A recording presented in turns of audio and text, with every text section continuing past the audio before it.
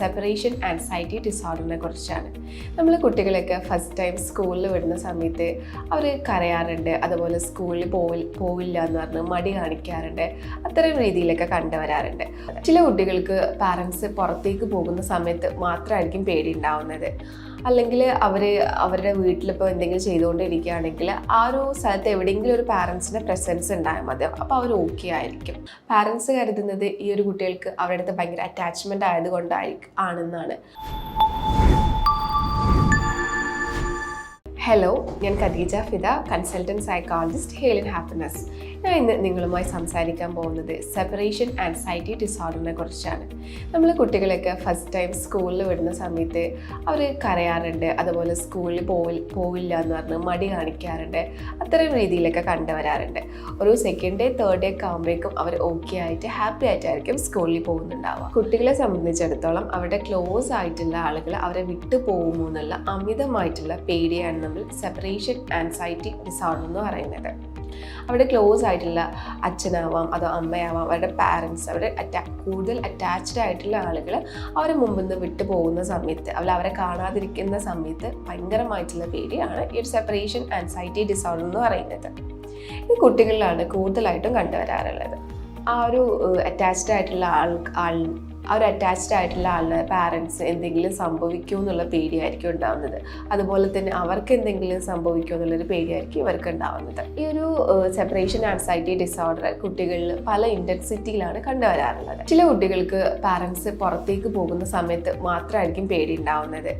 അല്ലെങ്കിൽ അവരുടെ വീട്ടിലിപ്പോൾ എന്തെങ്കിലും ചെയ്തുകൊണ്ടിരിക്കുകയാണെങ്കിൽ ആ ഒരു സ്ഥലത്ത് എവിടെയെങ്കിലും ഒരു പാരൻസിൻ്റെ പ്രസൻസ് ഉണ്ടായാൽ മതി, അപ്പോൾ അവർ ഓക്കെ ആയിരിക്കും. ചില കുട്ടികൾക്ക് പാരൻസ് എപ്പോഴും കൂടെ തന്നെ അവരെ കാണുന്ന സ്ഥലത്ത് തന്നെ വേണ്ടി വരും. അവർ ആ റൂമിൻ്റെ പുറത്തേക്ക് പോവുകയാണെങ്കിൽ തന്നെ കുട്ടികൾ കരയാനായിട്ട് തുടങ്ങും, ആ പോവണ്ടെന്ന് പറഞ്ഞിട്ട്.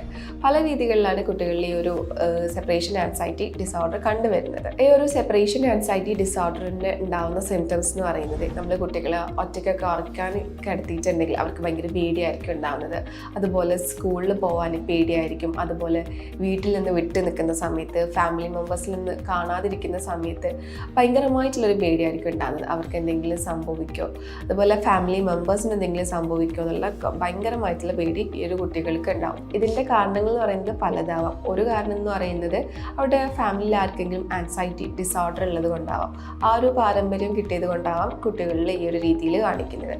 ചില കുട്ടികൾക്കാണെങ്കിൽ അവിടെ ഇഷ്ടപ്പെട്ട ആളുകൾക്ക്, വേണ്ടപ്പെട്ട ആളുകൾക്ക് എന്തെങ്കിലും അസുഖം സംഭവിച്ചത് കണ്ടത് കൊണ്ടാവാം, അല്ലെങ്കിൽ എന്തെങ്കിലും മരണം സംഭവിച്ചത് കൊണ്ടൊക്കെ ഈ ഒരു സെപ്പറേഷൻ ആൻസൈറ്റി ഡിസോർഡർ ഉണ്ടാവാനുള്ളൊരു ചാൻസ് ഉണ്ട്.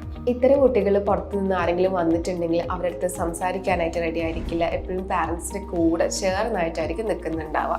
ഇത്തരം കുട്ടികൾ ഭയങ്കര സെൻസിറ്റീവ് ആയിരിക്കും. നമ്മൾ എന്തെങ്കിലുമൊക്കെ പറഞ്ഞിട്ടുണ്ടെങ്കിൽ പെട്ടെന്ന് തന്നെ കരയും, പെട്ടെന്ന് എല്ലാ കാര്യത്തിലും ഒരു പേടിയായിരിക്കും കുട്ടികൾ എപ്പോഴും ഉണ്ടാകുന്നത്. അതുപോലെ തന്നെ എല്ലാ സമയത്തും ഒരു അലേർട്ടായിരിക്കും, എന്താണ് ചുറ്റുപാടിൽ നടന്നുകൊണ്ടിരിക്കുന്നതിനുള്ളൊരു പേടിയായിരിക്കും ഇത്തരം കുട്ടികൾക്ക് ഉണ്ടാകുന്നത്. ഇത്തരം കുട്ടികൾ എപ്പോഴും അലേർട്ടായിരിക്കും അവരുടെ ചുറ്റുപാടിൽ എന്താണ് നടക്കുന്നത് എന്നുള്ളതിൽ. അതുപോലെ തന്നെ ഭയങ്കര നെർവസ് ആയിട്ടായിരിക്കും ഇത്തരം കുട്ടികൾ ഉണ്ടാവുന്നത്.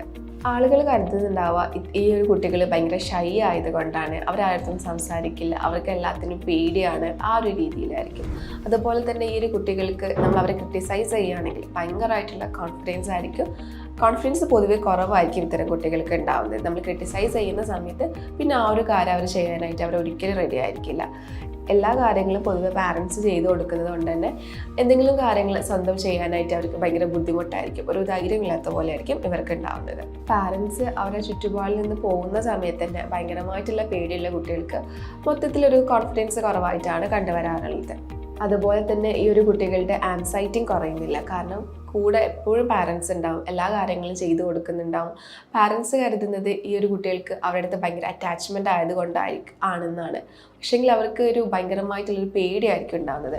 അവരുടെ ഫാമിലി മെമ്പേഴ്സിന് എന്തെങ്കിലും പറ്റുമോ, അല്ലെങ്കിൽ അവർക്ക് എന്തെങ്കിലും സംഭവിക്കുമോ എന്നുള്ളൊരു അമിതമായൊരു പേടിയായിരിക്കും ഉണ്ടാകുന്നത്. അതുകൊണ്ട് തന്നെ അവരുടെ കംപ്ലീറ്റ് ആയിട്ടുള്ള കോൺഫിഡൻസിനെയൊക്കെ ഇത് ബാധിക്കാറുണ്ട്.